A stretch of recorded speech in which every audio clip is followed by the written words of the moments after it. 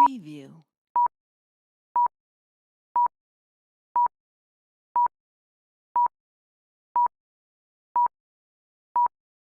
Preview.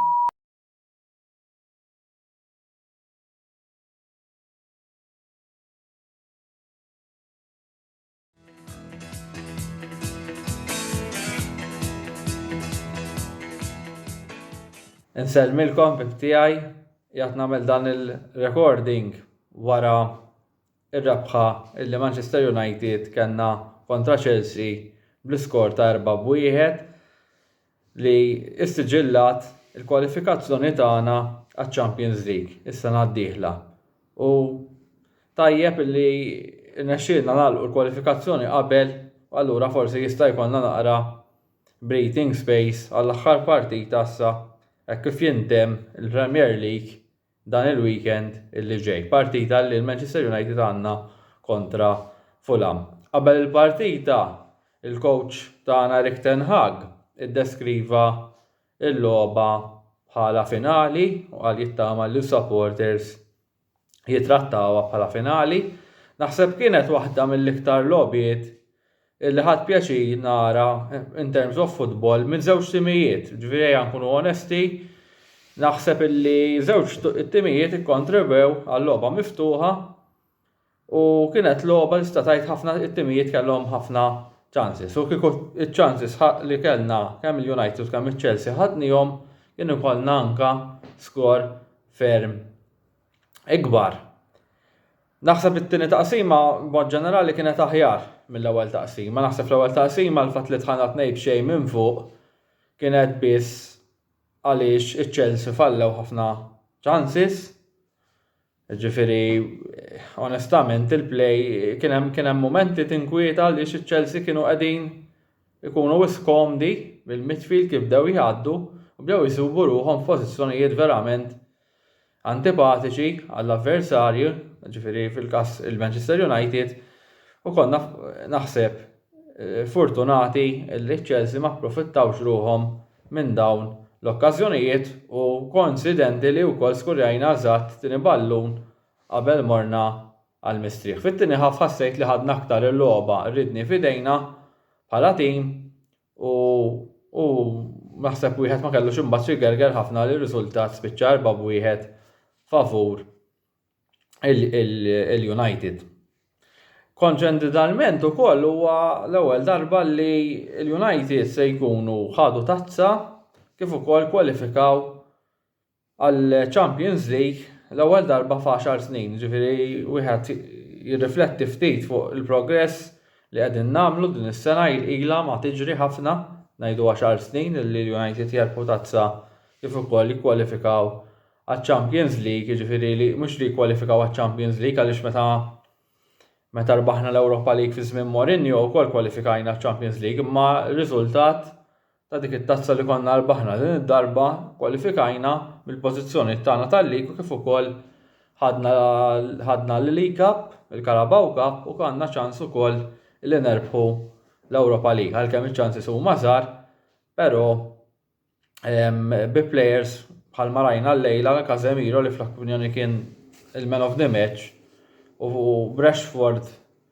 jarġa' jidħol lura Varane u dawn it-tip ta' players, Eriksen, Martinez ma naħsibx li se jkun available, żgur mhux se jkun available, mhux ma naħsibx fil-verità żgur mhux se jkun available, nittama ovvjament li jkun available ekku kif jibda l-istaġun li ġej għax jkollna bżonnu u nimxu minn hemmhekk. Dis-sena naħseb illi kieku kellek issaqsini bħala partitarju jekk nieħux din il-pożizzjoni, speċjalment kif beda l-istaġun, definitely li kuntent bil-progress illi sar. Naħseb illi kien l-istaġun illi konna qegħdin ukoll nevalwaw mhux lill-players biss imma wkoll lil Erik ten Hag u naħseb Erik ten Hag dis-sena ħafna deċiżjonijiet tajbin u dan qed juru r-riżultati tiegħu. Ma jfissirx li biżżejjed imma naħseb he has proven himself already in his first year in charge of Manchester United. The way he tackled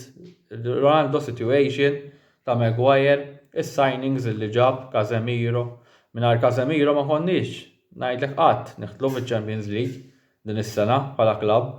Mingħajr Martinez ma konniex neħtlu fiċ-Champions League, mingħajr Eriksen lanqas. Jiġifieri naħseb bis-signings li saru bit-tip ta' improvement illi għamel Erik ten Hag ukoll lil players fosthom Marcus Rashford illi kien hemm momenti bħala partitari konna qtajna qalbna minnu illi dis-sena skurja wkoll 30 gowl wara l-gowl tal-bieraħ kontra Chelsea.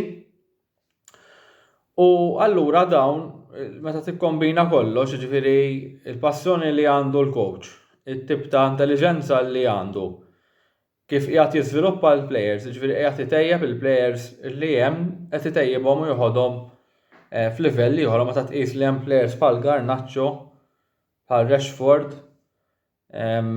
kif improvja wkoll anka players bħal Van Bissaka. Naħseb illi il-futur jidher sabiħ. Min-naħa l-oħra mbagħad, però ma nistgħux naffordjaw illi mmorru neħtlu l-istaġun li ġej bl-istess players. Nafu illi dawn il-players il-probabilità li hawnhekk nistgħu naslu, ġifieri jekk ħanarġgħu nibqgħu bl-istess players u jkollna wkoll titjib mit-timijiet l-oħrajn fosthom Chelsea u Liverpool, ma naħsibx li nistgħu niċċallenġjaw, irridu noqogħdu attenti li ma jaqbżunx dawk it-tip ta' timijiet kif ukoll kif se nagħlqu l-gap we close the gap fuq il-Manchester City li għalija huma the team to beat every year and they will be again the team to beat next year. Ġifieri għandna bżonn li nsaħħu issa given li għandna coach li he has proven himself, importanti li issa jiġi bbakkjat bl-investimenti. Jekk u mhix l-investimenti li nixtiequ bħala supporters, ovvjament issa hija id-direttiva tal-coach, ġifieri l-coach forsi jekk hemm ċertu players qed jissemmaw eżempju players bħal Harry Kane, Mason Mount, Declan Rice, jekk iridux dawk it-tip ta' players jew le huma fissa fidejn il-coach, naħseb imma l-importantissimu li l-coach jiġi bbakkjat u dak li jixtieq il-coach jingħata r-riżorsi illi għandu bżonn. Issa wkoll apparti it-targets illi għandna bżonn, hemm bżonn ukoll illi nkomplu nissaħħu fil-mentalità. Ġifieri naħseb il-mentalità illi daħħal Ten Hag hija quite mentalità, ġifieri naħseb illi konna naraw ħafna mhux qed ngħid li ġejna bħal eżatt il-mentalità konna fi żmien Ferguson, imma naħseb l-iktar darba din is-sena li rajt il-players jikkombattu ruhom, ġifieri meta kien hemm ħafna drabi telfa ma bqajniex ta' forsi dawk il-logħbiet li tlifna lejn l-aħħar, ġifieri kontra l-Brighton, eżempju kontra l-West Ham. Normalment fl-istaġun meta kien hemm setback arġajna rrispondejna mal-ewwel brand tajba ta' rebħiet. Il-fatt ġobni ħafna wkoll il-fatt li ġejna wkoll Old Trafford raġaġġiet fortizza fejn is-sena tista' tgħid wara dik it-telfa.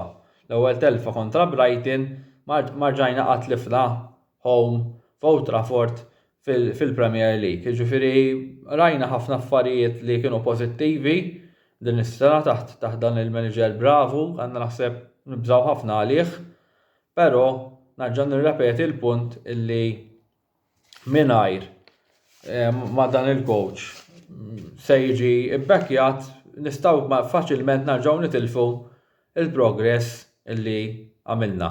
Xi ftit forsi setback tal-partita kienet l-injury ta' Anthony, illi minn hawnhekk nixtieqlu fejqan ta' malaj u naħseb issa wara dik l-injury spiċċa l-istaġun ta' Anthony wkoll għaliex issa kull ma fadal huma l-lobbit kontra l-Fulham kif ukoll il-finali kontra l-Manchester City.